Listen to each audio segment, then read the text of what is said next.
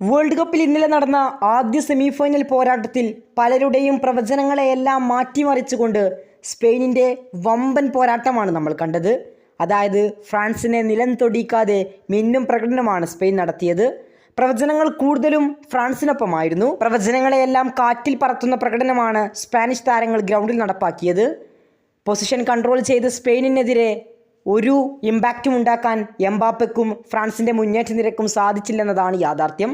ഇതോടെ ഈ വേൾഡ് കപ്പിൽ നിന്ന് കിലിയൻ എംബാപ്പയും കൂട്ടരും ഇതാ സെമി ഫൈനലിൽ പുറത്തായിരിക്കുകയാണ്. നിലവിൽ 8 ഗോളുമായി ടോപ്പ് സ്കോറർ പട്ടികയിൽ മെസ്സിക്കൊപ്പമാണ് അദ്ദേഹം. എന്നാൽ ഇന്നലത്തെ മത്സരത്തിന് ശേഷം മാധ്യമപ്രവർത്തകരുടെ ഒരു ചോദ്യം ഇങ്ങനെയായിരുന്നു എംബാപ്പയോട്: താങ്കൾക്കൊപ്പമുള്ള ടോപ്പ് സ്കോറർ പട്ടികയിലുള്ള മെസ്സിയെക്കുറിച്ചും അർജന്റീനയെക്കുറിച്ചും എന്താണ് പറയാനുള്ളത്? ഇതിന് എംബാപ്പയുടെ ഉത്തരം വളരെ ഞെട്ടിപ്പിക്കുന്നതായിരുന്നു. അദ്ദേഹത്തിൻ്റെ മറുപടി ഇങ്ങനെയായിരുന്നു: ഞങ്ങൾ ഈ വേൾഡ് കപ്പിൽ നിന്ന് പുറത്തായിരിക്കുകയാണ്. എന്നാൽ ഇപ്പോൾ മെസ്സിയുടെ 2ാം ലോകകപ്പ് നേടാൻ ഞാൻ പിന്തുണക്കും.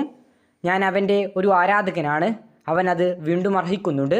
ഇനി ഞാൻ ലിയണൽ മെസ്സിയുടെ 2ാം വേൾഡ് കപ്പ് നേടാനാണ് ഞാൻ പിന്തുണക്കുക എന്ന് അദ്ദേഹം പറയുന്നു.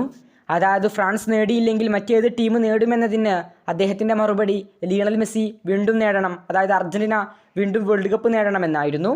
ഇതിനെല്ലാം പുറമെ നിലവിൽ കിലിയൻ എംബാപ്പെ 8 ഗോളുമായി ഗോൾഡൻ ബൂട്ട് റേസിൽ മെസ്സിക്കൊപ്പം നിൽക്കുന്നു. ഈ വേൾഡ് കപ്പ് അവസാനിക്കുന്നതോടെ ആരായിരിക്കും ഗോൾഡൻ ബൂട്ട് സ്വന്തമാക്കുക എന്ന കാത്തിരിപ്പിൽ കൂടിയാണ് ആരാധകർ. കൂടുതൽ ഫുട്ബോൾ വാർത്തകൾക്കും വേൾഡ് കപ്പ് വിശേഷങ്ങൾക്കും വേണ്ടി ചാനൽ ഇപ്പോൾ തന്നെ മറക്കാതെ സബ്സ്ക്രൈബ് ചെയ്യുക. കൂടുതൽ ഫുട്ബോൾ വാർത്തകളുമായി ഇനിയും കാണാം.